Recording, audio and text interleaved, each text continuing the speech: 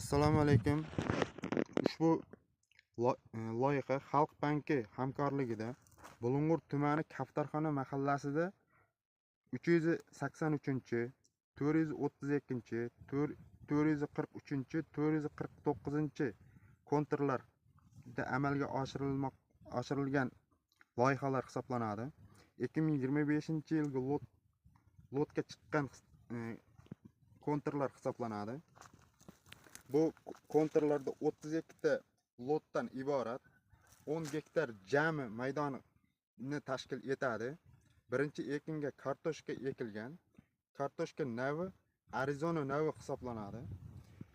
Lider tadbirkorimiz Shamsiddin Jalilov dalasi fermer xo'jaligi tomonidan to'liq Arizona navli kartoshkalar yetkazib berilgan.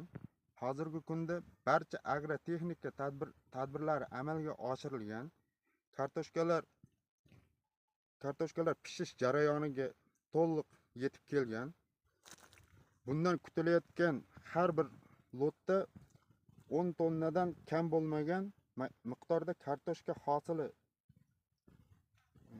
yig'ishtirib olinishi kutilmoqda. O'rtacha 5000 so'mdan 50 million so'm daromad olishi kutilyapti.